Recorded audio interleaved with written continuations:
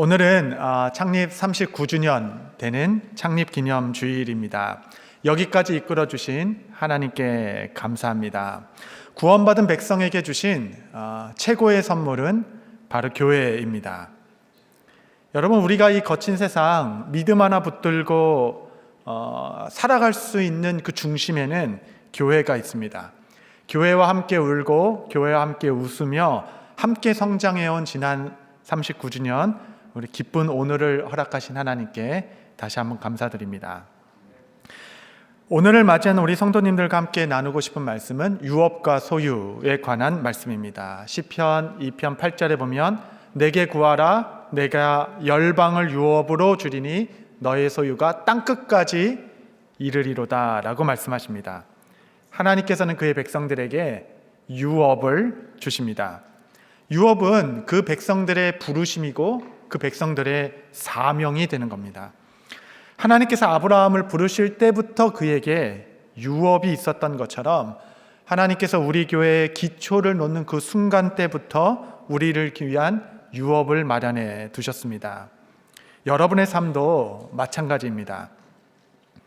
그리고 소유라는 것은 그 하나님의 뜻이 이 땅 가운데 실현되는 순간을 의미합니다. 여러분, 성경에 보면 유업과 소유가 항상 일치했던 것은 아니죠. 여호수아서에 보면 하나님께서 이스라엘 각 지파에게 그 지파에 맞는 유업을 땅으로 부여해 주셨습니다.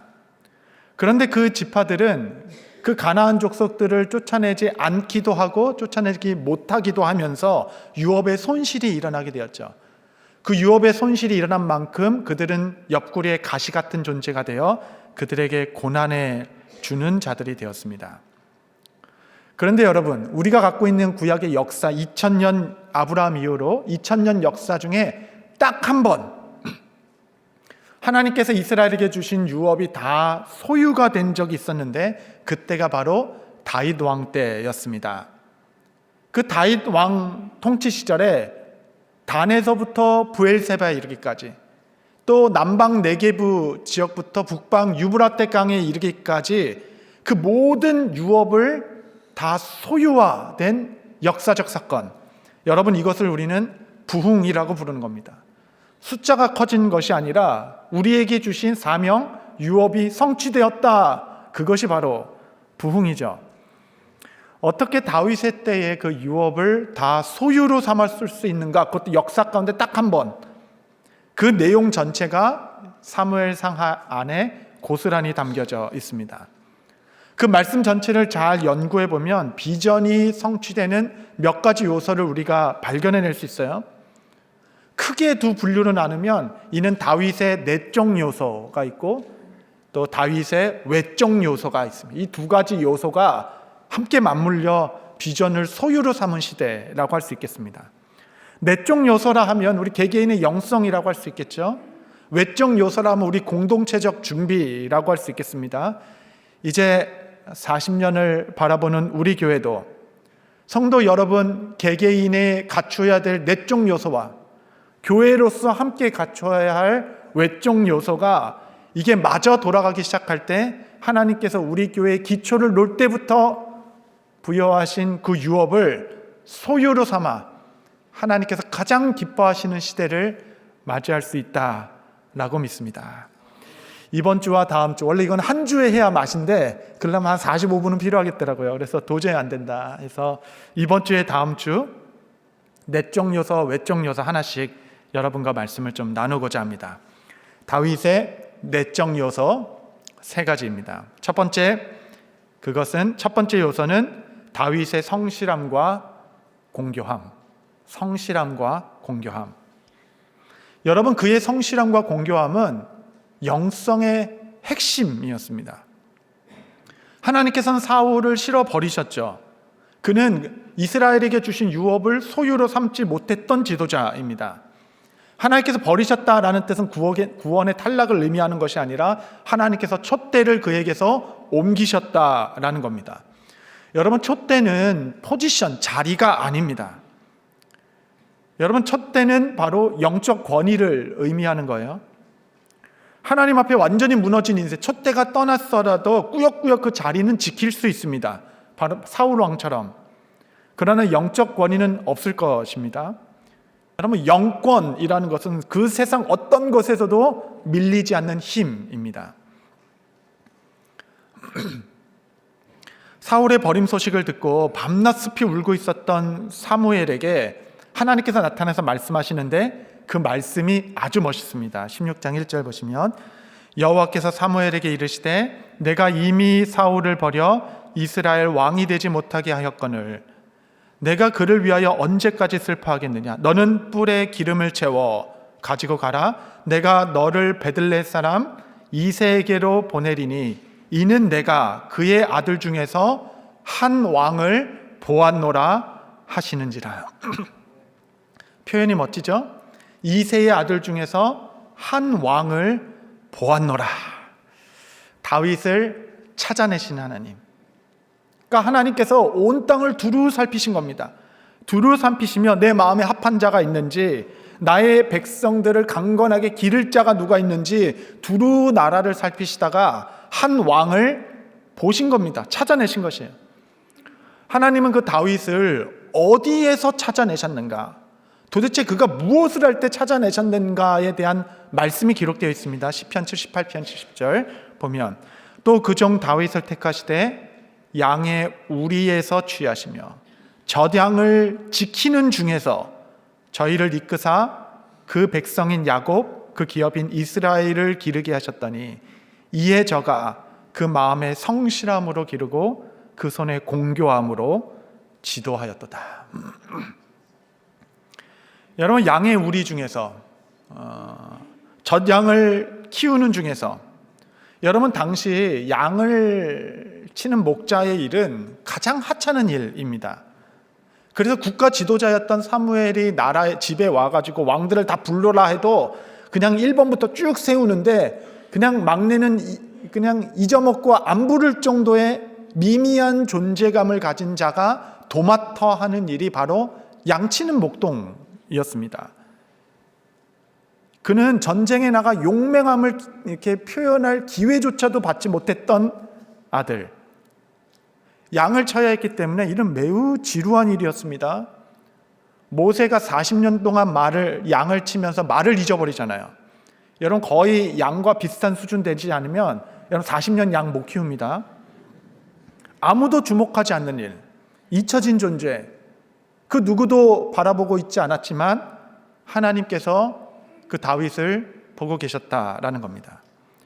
그가 얼마나 마음의 성실함과 손의 공교함으로 그 양을 치고 있는지, 아무도 보지 않는 곳에서, 주목하지 않는 곳에서 양 새끼 한 마리를 위하여 그의 목숨까지도 아끼지 않고 돌봤던 그 마음의 성실함과 그 공교함을 주께서 보셨다라는 겁니다. 하나님께서 여러분의 하루하루를 보고 계십니다. 아무도 주목하지 않다 하더라도 주님의 눈은 온 땅을 두루 감찰하시며 전심으로 자기를 찾는 자에게 권능을 베푸신다라고 말씀하셨습니다. 실제로 그의 성실함이 그가 왕이 되는 것과 어떻게 연결됐냐면, 그가 골리앗 앞에 섰을 때 두려워하지 않았죠. 두려워하지 않고 저 거인 3m나 되는 저 거인 앞에서도 그냥 두려워하지 않고 여호와 하나님의 이름 붙들고 이길 수 있습니다 라고 얘기했습니다. 그는 저 할례 받지 않는 자가 누군데 사시는 하나님을 모욕하는 거 하고 골리앗 앞에 물맷돌 몇 개 들고 담대히 설 수 있었죠. 여러분, 그 담대함은 도대체 어디서부터 기인하는 것인가? 그의 말은 이러하였습니다. 내가 아버지의 양을 칠 때에 사자나 곰이 와서 양떼 새끼를 물고 가면 내가 따라가서 그들을 쳐서 양 새끼를 구해왔습니다. 곰이 와서 해할 때도 또 싸워서 이겼습니다 라고 얘기한 겁니다. 사자와 곰도 이겼은즉 저 골리앗이 하나님의 군대를 모욕하는데 내가 이기지 못하겠습니까? 라고 이야기한 것입니다. 여러분, 이것이 다윗을 찾아낸 하나님의 근거였습니다. 아무도 주목하지 않고 그 누구도 기대하지 않는 그 자리, 양치는 자리에서 양 한 마리를 위해서, 여러분, 곰과 사자를 만나면 그냥 자기 목숨만 잘 구제해도 잘한 거죠. 근데 누가 알겠습니까? 그러나 내가 맡겨진 이 양 한 마리에 그의 성실함과 공교함을 보이며 끝까지 곰이라도 사자라도 싸워서 그 양을 지키겠다라는 그 마음의 성실함. 여러분, 그것이 골리앗 앞에서도 주눅들지 않는 이김의 근거가 되었다는 것.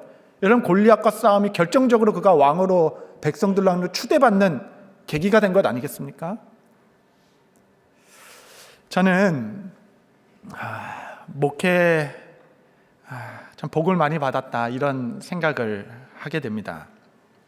우리 교회가 지난 39년간 하나님의 복을 많이 누렸습니다. 받았습니다. 지금도 1년에 180여 가정씩 등록하고 있습니다. 등록수가 400에서 500명 정도 됩니다. 이분들은 대부분 다 훈련되고 준비된 분들이 전국 각처에서 우리 교회로 오셔서 등록하고 있습니다. 새가족들의 면면들을 보면 정말 대단하시다 느끼게 됩니다. 제가 예전에 20년도 전에 경기도 곤지암에서 개척교회를 하며 전도사를 할 때, 그 교회는 초등학생들은 그냥 애들은 좀 이렇게 모였는데 중고등부가 한 명도 없었습니다. 그래서 중고등부를 좀 만들고 싶었어요. 그래서 그 5, 6학년짜리 아이들을 1, 2년 그냥 열심히 막 베이스도 가르쳐주고 막 드럼도 가르쳐주고 열심히 하자는 찬양팀을 만들어보고, 그 찬양팀을 구심점으로 삼아 중고등부를 좀 만들어 봐야 되겠다라는 어떤 열심이었습니다. 그래서 열심히 가르치다 보니까 애들이 이제 좀 이렇게 잘 치고 이제 베이스도 잘 치는 아이가 돼서 이제 중학교가 된 거예요. 근데 이 아이가 어느 날 제 앞에 와서 쭈뼛쭈뼛 하는 겁니다. 이유가 뭐니 이렇게 알아보니까 옆 교회에 좀 규모가 있는 큰 교회가 있는데 거기에는 잘 마련된 찬양팀이 있는 겁니다. 친구들이 다 거기서 찬양팀으로 이렇게 악기를 합주를 하는 거죠. 근데 이 아이 마음에 거기에 가서 합주하고 아이들과 같이 신앙생활하면서 찬양팀을 하고 싶었던 건데 미안해서 말을 못하고 있었던 거죠. 제가 그 마음을 잘 알죠. 그래서 그날 저는 그 아이만 생각하고 그 영혼만 생각하고 축복하며 그 아이를 파송하여 보내줬습니다. 정말 슬픔이 있고 아픔도 있었지만 정말 이때의 교회의 즐거움을 알고 또 이 찬양팀을 주신 은사에 따라 마음껏 사역해라 라고 풀어 자유롭게 해준 것. 혹시 하나님께서 그 마음을 보셨나, 저는 그런 생각하는 겁니다. 예전에 딱 한 명 축복하며 보내준 한 영혼을 하나님께서 이렇게 많은 사람들로 다시 받게 하시나, 이런 생각도 해보는 겁니다. 하나님께서 양 한 마리를 대하는 다윗을 보시며 내가 한 왕을 우리에서 보았도다 라고 하신 주님. 여러분, 누구나 생략된 인생을 사는 시간은 필요합니다. 때로는 나의 처지와 직업과 사명이 나의 소명에 방해가 된다라고 생각할 수도 있죠. 그러나 여러분, 실제로 그렇지 않습니다. 사명은 그러한 삶의 터전에서 시작되는 것입니다. 중요한 것과 중요해 보이는 것은 실제로 같이 하는 경우가 많습니다. 하나님께서 여러분의 한 명 한 명 영혼을 대하는 그 태도를 보고 계십니다. 이런 유업은 기회를 포착한 자에게 주시는 것이 아닙니다. 하나님은 지금도 사람을 찾고 계십니다. 그는 성실하고 그의 손은 공교하다. 그런 자를 통하여 유업은 소유가 될 것입니다. 두 번째, 다윗 안에 있었던 내적 요소는 온유한 심령입니다. 온유한 성품. 온유함이라는 게 무엇인가요? 여러분, 이 온유함의 성품도 골리앗과의 그 전쟁의 현장에서 드러나게 됩니다. 블레셋과의 전쟁이 일어났죠. 이새의 아들 첫째, 둘째, 셋째는 다 전쟁에 착출되어 나갔습니다. 그 중에 골리앗이라는 자가 하나님의 군대를 막 모욕하고 있는 것이에요. 그럼에도 그 이스라엘 군대 몇천 명 됐겠죠. 그 중에 단 한 사람도 그에 맞서 일어나는 자가 없었습니다. 그런데 도시락 배달하던 다윗이 그 모욕의 소리를 듣는 거죠.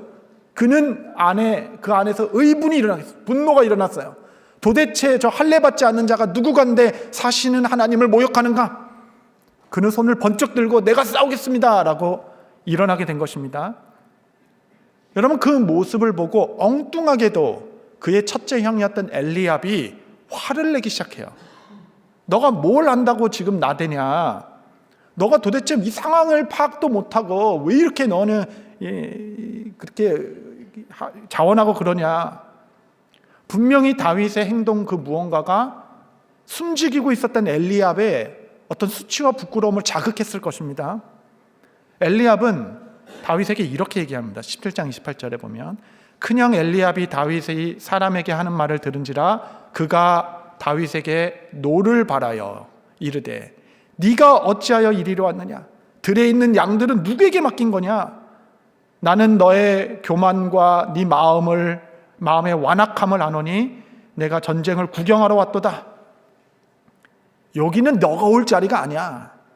양들이나 쳐라 라고 이야기하는 거죠. 너가 뭘 안다고 지금 이렇게 얘기하냐 라고 분노를 일으킨 겁니다. 여러분, 엘리압은 엉뚱한 곳에서 화를 내고 있어요. 하나님의 이름이 무시당할 때는 잠잠하다가 자기의 어떤 위치나 자기의 이름이 조금이라도 누가 생기니 주체할 수 없는 화를 내는 사람. 저는 이런 사람을 많이 보았습니다. 여러분, 가장 최근에 여러분이 불같이 화를 낸 상황은 어떤 상황이었습니까?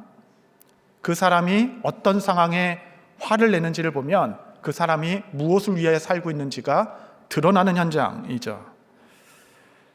엘리압과 다윗은 둘 다 분노하였습니다. 같은 상황에서.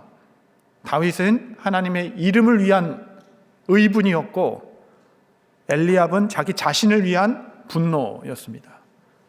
온유한 사람이라는 정의는 무엇이냐면 나 자신에 관하여서는 죽고 하나님에 관하여서는 용맹하게 일어나는 사람. 그래서 온유함은 유약함을 뜻하는 것이 아닙니다. 온유함이란 헬라어로 프라우스, 길들여진 짐승이라고 얘기합니다. 여러분 생각해 보십시오. 야성이 살아있는 밀림의 사자가 주인의 손길 앞에서 순한 양과 같이 앉아있는 형상, 그것이 바로 온유다라고 얘기하는 겁니다. 온유함이라는 것은 통제된 힘을 의미하는 겁니다. 마치 사자의 그 날카로운 이빨이 그냥 동물의 뼈까지 으스러뜨릴 수 있게끔 강력하지만 동시에 그 이빨로 자기의 아기 사자를 물어 옮길 때는 그 아기 사자는 상처 하나 남지 않죠. 여러분, 이것이 온유입니다. 통제된 힘. 다윗은 왕으로 기름 붓자마자 하나님께서는 그를 온유의 학교에 입학시키셨어요. 온유의 학교, 온유를 배우는 학교. 그 학교의 다른 이름은 깨어짐의 학교입니다. 여러분, 요즘 마음이 상하고 이렇게 깨진 분들이 좀 계신가요? 치열한 관계 전쟁 가운데 혹은 내 소망이 다 깨진 분들, 때로는 미래에 준비된 안정감을 깨트리신 분도 있으실 수 있죠. 어떤 분은 내 자존심을 깨트리지 않으면 견딜 수 없는 상황에 내몰리신 분도 계실 수 있습니다. 깨어짐의 학교. 여러분, 다윗은 사울과의 관계를 유지하기 위해서는 100번이라도 자신을 깨트리지 않고서는 그 관계를 유지할 수 없는 상황이었죠. 사울은 정신이 나가서 다윗에게 계속 창을 던졌습니다. 3,000명이나 되는 군대를 일으켜서 그를 쫓아다녔죠. 자고 있는데 자객을 보내서 침대에 그냥 창을 꽂아 넣기도 하였습니다. 모든 사람이 이제는 사울과의 관계를 끊어버리십시오. 그는 당신을 죽이려고 하는 겁니다. 그를 처단하십시오. 그에게 복수를 해야 합니다. 이거는 정당방위예요. 더 나아가서는 이것은 하나님의 뜻 아니겠습니까? 하나님이 당신을 왕으로 세웠잖아요. 수많은 이야기들이 있었지만 그럼에도 그는 자기 자신을 깨트림으로 잠잠히 하나님의 주권 안에 들어간 자, 온유함의 학교, 깨트림의 학교, 모든 것을 주님께 의탁한 채 잠잠히 주 앞에 머무는 하나님의 주권의 안에 들어가는 기다림의 학교. 누구도 여러분 천성적으로 겸손한 사람은 없습니다. 이 모든 과정은 온유의 그릇이 도제되는 과정이죠. 여러분, 우리의 마음을 깨트리지 않고서는 살아갈 수 없는 이 상황, 나를 깨트릴 수밖에 없는 상황에는 여러분에게 두 가지 길이 놓여져 있는 겁니다. 비통함의 길과 온유함의 길이에요. 여러분, 비통함이라는 것은 실행에 옮기지 않은 복수입니다. 비통함은 내가 받은 만큼 대갚아주지 못했다라는 곳에서 생겨나는 어떤 쓴뿌리 같은 것입니다. 그때 한번 내가 그냥 한마디라도 그냥 대받아 쳐서 돌려줬어야 되는데, 그때 너무 당황해서 그냥 말도 못하고 있다가 왜 그런 결정적인 말은 항상 집에 와서 생각이 나는지 모르겠어요. 집에. 이 분한 마음, 비통함이 생기는 거죠. 여러분이 죄 많은 세상에서 나를 깨트릴 수밖에 없는 여러 환경에 놓이는데, 나는 그럴 때마다 비통에 빠질 것인가 아니면 온유해질 것인가? 예수님께서는 나는 마음이 온유하고 겸손하니 너는 내게로 와서 배우라 라고 말씀하십니다. 주께서는 너는 손을 들어 내 손의 못자국을 만져보고 내 옆구리의 창상에 손을 넣어보라 라고 말씀하실 것이에요. 주께서 못자국 난 손길로 나의 마음을 만져주실 때 비로소 내 마음은 비통함에서 온유함으로 여러분 새롭게 될 것입니다. 새롭게. 하나님께서 왜 온유한 성품을 사용하시는가? 온유함은 특징이 있어요. 그것은 뭐냐면 주변 사람들을 성장케 하는 사람입니다. 이런 온유한 리더는 같이 있기만 해도 모든 사람이 다 성장해 나가는 겁니다. 다윗은 자신의 처지를 명확하게 이해하고 있었습니다. 사무엘하 22장 36절 다 같이 읽겠습니다. 시작. 주께서 또 방패를 내게 주시며 주의 온유함이 나를 크게 하셨나이다. 주님의 하나님의 그 온유하심, 오래 참으심, 그 부드러운 심령이 나로 큰 사람이 되게 하였습니다. 여러분, 같이만 있어도 내가 성장하는 것 같은 사람이 있나요? 디모데후서 2장 24절 25절에 말씀하는 하나님 나라의 종, 하나님 나라의 일꾼은 반드시 이래야 한다라고 얘기합니다. 24, 25절에 보면 주의 종은 마땅히 다투지 아니하고 모든 사람에 대하여 온유하며 가르치기를 잘하며 참으며 거역하는 자를 온유함으로 훈계할지니 혹 하나님이 그들에게 회개함을 주사 진리를 알게 하실까 하며. 온유함으로 훈계하라. 온유함으로 가르치고 오래 참으며 그와 함께 해주는 것이 주의 종이라고 말하는 지도자의 제1덕목 아니겠습니까? 온유함으로 훈계하는 것. 여러분, 부모님들이 유약하면 아이들이 바로 자라지 못합니다. 그렇다고 부모님들이 분을 내며 훈계하기 시작할 때 아이들은 노여움을 얻기 시작해요. 온유함으로 훈계할 때 자녀들이 다윗과 같이 큰 사람으로 자라나게 될 것입니다. 그래서 여러분, 온유함은 강한 성품입니다. 그래서 마음이 온유한 자가 땅을 차지하게 되는 것입니다. 여러분, 내 마음이 깨질 때마다 나는 비통함에 머물러 있을 것인가? 아니면 주의 십자가 앞에 더 나아가 주님과 같이 온유한 자가 될 것인가? 온유한 자의 심령이 유업을 소유로 삼는 두 번째 요소가 되죠. 마지막 세 번째 내적 요소는 개척 정신과 도전 정신입니다.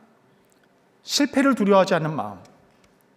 그는 안주하지 않았고 계속적으로 새로운 것을 개척을 시도하였습니다. 나라를 위하여. 다윗은 먼저 유다 지파 안에 속했던 헤브론, 그 헤브론 지역을 수도로 삼고 있었습니다. 그런데 여러분, 헤브론은 너무 남쪽에 치우쳤기 때문에 통일 이스라엘을 전체를 다스릴 만한 수도가 될 좋은 지리적 요건은 아니었습니다. 그가 나라 전체를 보았을 때 그가 나라를 다스리기 위한 핵심 수도는 바로 예루살렘이었습니다. 그런데 여러분, 예루살렘은 여호수아가 정복할 그때부터 단 한 번도 함락되지 않았던 견고한 성, 무시무시한 여부수 족속들이 여전히 살고 있었던 성입니다. 여러분, 성지학습 가보셔서 예루살렘 한번 가서 보신 분들 계시죠? 예루살렘 성은 천연의 요새입니다. 높은 산 위에 우뚝 서 있는 도시 성읍이고, 거의 도시의 절반 밑에가 깊은 골짜기 절벽이라서 아무도 못 올라옵니다. 올라오다 다 그냥 함락이 불가능한 천연의 요새, 난공불락의 성, 여부스 족속들이 수세기 동안 그곳에 머물며 지키고 있었던 땅. 저 땅은 불가능해. 저 성은 정복할 수 없어. 저 옛날 여호수아 믿음의 선조도 실패한 땅이야. 그것은 난공불락의 견고한 성이야. 거기는 없다고 생각하자라고 이야기할 수 있었던 천연의 요새.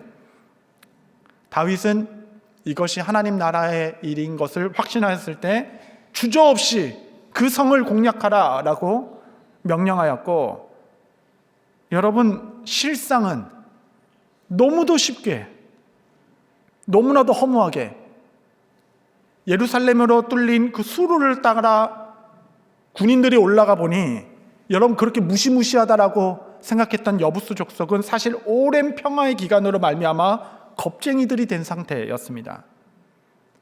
큰 싸움도 없이 너무 쉽게 함락한 예루살렘 성읍. 여러분, 개척정신과 도전정신을 가지고 필요한 일들을 담대히 하기 시작할 때 그 성은 최초의 성전이 세워진 거룩한 도시 예루살렘으로 하나님께 봉헌하여 올려드릴 수 있는 성시가 된 것입니다. 성시. 개척정신, 도전정신. 하나님 나라의 유업을 이루는 가장 큰 적은 안주함입니다. 누구나 안정되고 평안한 것을 좋아하죠. 그래서 도전하지 않으면 결국 현실에 안주하게 되는 것입니다. 믿음으로 한계에 도전하는 것입니다. 느헤미야와 같이 위협과 고통이 있겠지만 목숨 걸고 가다 보면 끝이 보이고 그 끝 지점에서 기적이 일어나게 될 것입니다. 여러분, 개척정신과 도전정신은 젊은이들의 덕목이 아닙니다. 젊은이여 꿈을 가져라. 개척하고 도전해라. 저는 젊은 세대는 오히려 경험해보지 못한 미래에 대한 그런 까마득한 두려움을 갖고 살아가고 있습니다. 젊은 세대를 대변하고 있는 성경의 룻, 과부 룻은 이삭 죽기를 통하여 보아스로부터 받은 보리 한 에바, 보리 그 몇 리터, 그는 한 달은 좋게 먹을 수 있는 그 양, 그 한 줌의 보리를 듣고 얼마나 기뻐했는지 모릅니다. 그 젊은 세대 그 룻은 그 보리를 바라보며 그 이상을 바라볼 수 있는 식견도 경험도 비전도 포부도 없었어요. 그런데 그 룻의 부모 세대, 그의 시어머니 나오미는 달랐습니다. 그는 비록 늙었지만 여전히 꿈이 있었어요. 그는 소망이 있었습니다. 그에게는 연륜이 있었어요. 그는 방법을 아는 자였습니다. 그는 비전의 사람이었어요. 여러분, 비전은 보는 것입니다. 젊은 세대가 그 오늘 하루 먹을 그 이삭이 있다라고 그냥 끌어안고 기뻐하는 것, 그는 보리만 보았지만 젊은 룻이 절대 볼 수 없었던, 그는 보리 넘어 그 보리를 제공한 보아스가 보이기 시작했어요. 여러분, 이것이 실력입니다. 남들이 보지 못한 것을 보기 시작하는 것. 그러면서 그 며느리 룻에게 한 말은, 너는 보아스가 베풀어준 이삭에 만족하지 말고 너의 인생을 세워주고 우리의 가문을 세워주며 하나님 나라를 위한 놀라운 일이 될 그 보아스에게 나아가서 그를 소유하라. 두려워하지 말고 정결하게 하고 너는 그에게로 담대히 나아가라. 여러분, 다음 세대의 길을 열어주는 것은 부모 세대가 하는 것입니다. 너는 거기서 안주하지 말고 두려워하지 말고 하나님께서 주신 더 큰 유업을 향해 믿음으로 바라보고 그 비전을 품고 담대히 나아가라. 여러분, 룻기서에서 가장 도전정신과 개척정신이 있었던 비전어리는 젊은 세대 룻이 아니라 여러분, 늙은 나오미였습니다. 저는 이렇게 우리 교회의 이 부모 세대와 자녀 세대가 함께 길을 열어주고 축복해주고 더 담대히 나아가라. 연륜과 비전과 포부를 가지고 다음 세대에 길을 열어주고 그 열려진 포장도로 안에 다음 세대는 그 힘과 열정을 향해서 달려가며 또 우리의 자녀들 세대를 위하여 길을 열어주는 복음이 흐르는 교회. 여러분, 그때 다윗이 예루살렘의 높은 산세 위용에 위축되어서 주저하였더라면 이 땅에 세워진 첫 성전 예루살렘, 그리스도께서 십자가에 오르셨던 그 도시 예루살렘은 없었습니다. 40년을 바라보는 우리 뉴저지 초대교회, 안주의 덫에서 벗어나 마땅히 해야 할 일들을 거침없이 해야하는 것, 이미 충분히 수고한 우리 부모 세대들은 다음 세대들을 격려하고 지지하고 길을 열어주며 꿈을 실어주고 더 축복해주며 힘있게 나아갈 수 있도록 길을 열어주고, 젊은 세대들은 부모의 말씀에 순종함으로 그 유업을 비전으로 삼아 몸을 정결하게 하고 그 열려진 길로 담대히 나아가는 세대가 될 때, 하나님께서는 정말 우리 교회에 주신 유업을 소유로 삼게 하시리라 라고 믿습니다. 말씀을 정리하겠습니다. 사랑하는 성도 여러분, 하나님께서는 교회에 유업을 주셨습니다. 그 유업은 공통된 것입니다. 여러분, 다윗에게 준 유업은, 아브라함에게 준 유업은 단에서 부엘세바 지경이었어요.